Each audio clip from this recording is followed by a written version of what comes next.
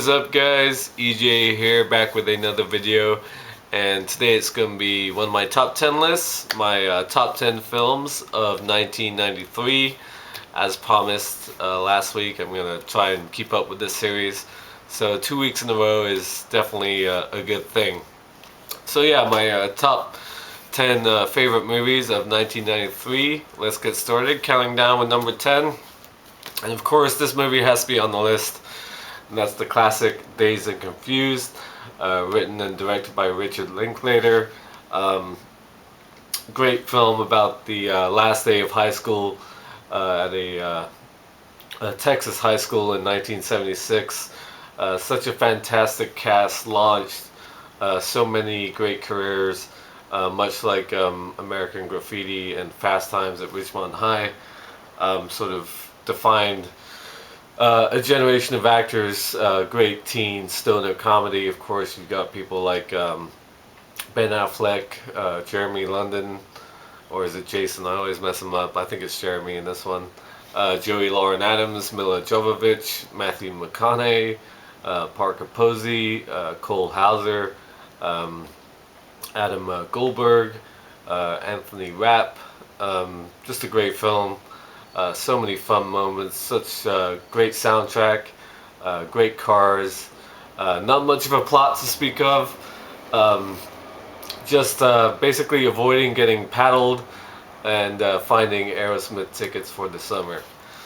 Okay, so number 9 we have Jurassic Park. Of course, this is the trilogy adventure pack, so I'm just using this to signify Jurassic Park, of course, the first one from 1993, directed by Steven Spielberg. It won't be his only film on this list. Just a brilliant fantasy adventure.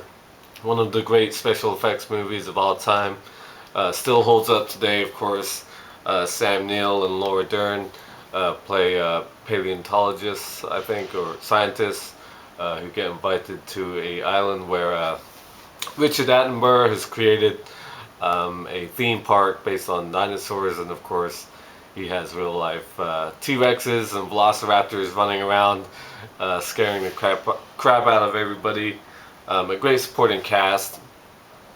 Samuel L. Jackson, Jeff Goldblum, who I love in this movie, Newman, Wayne Knight from Seinfeld. Just a great film, loads of fun, still holds up, and came out in 3D this past year, 20 years later. Yeah, still love Jurassic Park. The sequel's not as much, but the first one's still a classic.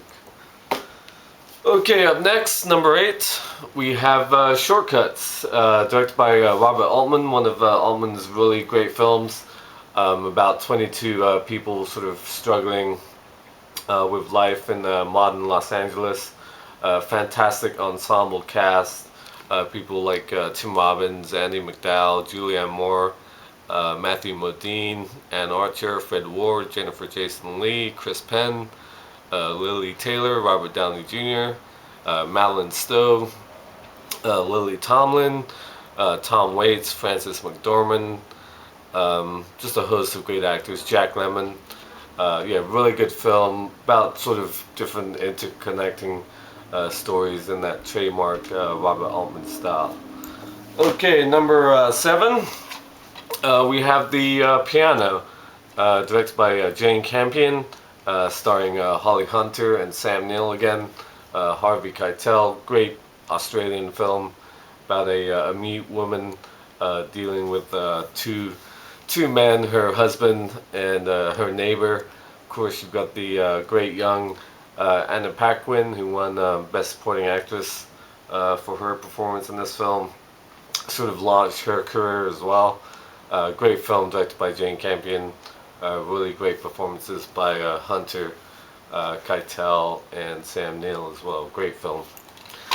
Okay, where are we? 6? Yeah. One of my favorite mob movies, mafia movies, and that's The Bronx Tale. The directorial debut of Robert De Niro. Of course, he stars as a hard-working man living in the Bronx. He drives a bus, and he's basically trying to keep his young son away from the mob. the mob boss played by Chaz Palminteri, really good. The kid sort of gets into trouble early on at a younger age with a group of friends, and it's basically Robert De Niro trying to keep his kid away from that sort of life. It's a really good film, great performances by De Niro and Palminteri. Yeah, really good debut as a director by Robert De Niro. Probably a very underrated film from the 90s in my opinion. I absolutely love this movie. Okay, up next we have number 5. Yep. The Remains of the Day, my favorite Merchant Ivory production, film directed by James Ivory, of course, starring the great Anthony Hopkins and Emma Thompson, James Fox, and Christopher Reeve before his accident. Obviously, really good film, pre-World War II, about sort of a British mansion and the ongoings of a butler and the sort of head housemaid. Really quiet, beautiful film. It's about Nazi sympathizers. I don't think sympathism is a word, but really great performances by Hopkins and Thompson. Two of my favorite performances by two great actors. Really great film. If you haven't seen it, I highly recommend it. Okay, number 4, we have Philadelphia. Of course, starring Tom Hanks and Denzel Washington. Tom Hanks won Best Actor for this performance, his first in consecutive years, of course, as a lawyer, gay lawyer with AIDS, who gets discriminated against by his law firm, and of course he has to take them to court. Denzel is sort of the homophobic lawyer who takes the case to defend him. The sort of interplay between those two are really good, especially from Denzel. It's an interesting performance by him. Not many people talk about it when you talk about his resume. But yeah, Tom Hanks, great, of course. One of my favorite actors, always has been, and a brilliant performance. And he was well deserving of his Oscar win that year. Okay, number 3, one of my favorite films. I watched at the end of my 24-hour movie marathon, and that is, of course, True Romance, directed by Tony Scott. Great script written, of course, by Quentin Tarantino. Brilliant soundtrack and score by Hans Zimmer. Fantastic cast, of course. Great film about a young guy who loves pie and kung fu movies. Picks up a young prostitute and somehow escapes with thousands of dollars worth of coke, heads out to Los Angeles. Of course, brilliant cast, like I said, Christian Slater, Patricia Arquette, Dennis Hopper, Christopher Walken, Gary Oldman, Val Kilmer, Brad Pitt, awesome. So many great moments. The scene between Christopher Walken and Dennis Hopper is just classic. The standoff at the end, just great. Michael Rappaport, I always forget to mention him when I talk about this movie. I like him in this sort of era in the mid-90s. He appeared in some good movies. He's not a great actor, but I like his sort of energy in films like this. Yeah, True Romance, definitely a classic. One of my favorite sort of hip Tarantino-esque crime films. Just brilliant. Right up there with Pulp Fiction and Reservoir Dogs and films like that. Okay, number 2, probably my favorite action film of that year, definitely, if you can call it that, an action thriller. That's, of course, The Fugitive, directed by Andrew Davis, of course, starring Harrison Ford and Tommy Lee Jones. Harrison Ford plays Dr. What was it, Harry Kimball? Is that the name? I forget. Richard Kimball, sorry. Accused of killing his wife and basically sent to prison for it. Of course, he escapes during a great train sequence, and Tommy Lee Jones plays Samuel Gerard, the U.S. Marshals sent to bring him back. Just a fantastic action thriller. So many great moments. Really good supporting cast. Which I'm forgetting right now. Jerome Krabby as the villain is good.